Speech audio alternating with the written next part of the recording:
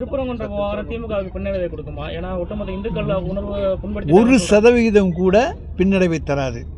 ஒட்டுமொத்த இந்துக்கள், அதாவது தமிழ்நாட்டை பொறுத்த வரைக்கும் தமிழர்கள், அவர்களுடைய உணர்வு என்பது காலங்காலமாக எந்த இடத்தில் தீபம் ஏற்றப்பட்டதோ அந்த இடத்தில் தீபம் ஏற்றப்படுவதிலே இதுவரை யாரும் ஆட்சேபனை தெரிவித்ததாக வரலாறு கிடையாது.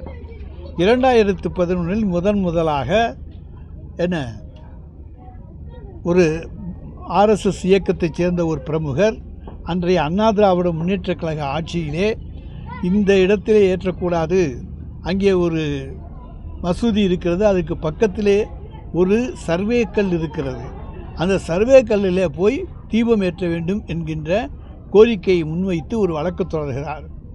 தனி நீதிபதி அந்த வழக்கை தள்ளுபடி செய்து எப்போதும் போல் மக்கள் என்றைக்கும் திருப்பரங்குன்றத்திலே எந்த இடத்திலே தீபம் யாரால் ஏற்றப்படுகிறதோ அவர்களால் ஏற்றப்பட வேண்டும் என்ற தீர்ப்பை 2017 தனி நீதிபதி தருகிறார். அதன் பிறகு அது திருமதி நீதியரசு பவானி சுப்ராயன் அண்டு கோவிந்தராஜர் அவர்களுடைய அமர்வுக்கு மேல்முறையீடு வருகிறது. அந்த மேல்முறையீடு 2017 தீர்ப்பு தரப்படுகிறது. அப்பொழுது தமிழகத்தினுடைய முதலமைச்சராக இருந்தவர், தான் முதலமைச்சர் என்பதையே மறந்துவிட்ட மறதிசாமி பழனிசாமி தான் முதலமைச்சராக இருந்தார். அவருடைய ஆட்சி காலத்திலே தான் இந்த இடத்தில்தான் எப்பொழுதும் தீபம் ஏற்றக்கூடிய உச்சிப்பிள்ளையார் கோயிலுக்கு பருகிலே தான் தீபம் ஏற்றப்பட வேண்டும் என்று அந்த 2 நீதிபதிகள் கொண்ட அமர்வும் அப்பீல் வழக்கில் மேல்முறையீடு வழக்கிலே தீர்ப்பு தந்திருக்கிறார்கள்.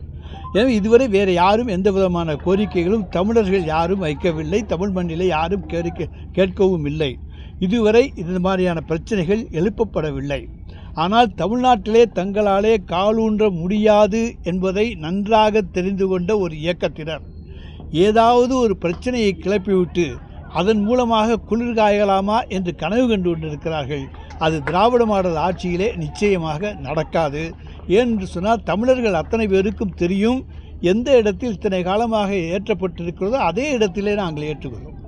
மக்களுடைய உரிமைக்காக இந்த அரசு போராடுகிறதை தவிர நாங்கள் வேறு எதையுமே செய்யவில்லை. எங்களுக்கு எந்த இடத்துல ஏற்றினார் என்றால் எப்பொழுதும் ஏற்றப்படுகின்ற இடத்தில் ஏற்றப்பட வேண்டும். பழக்க வழக்கங்கள், கலாச்சாரங்கள் இவையெல்லாம் மாற்றப்படக்கூடாது என்பதுதான் இந்த அரசினுடைய நோக்கம்.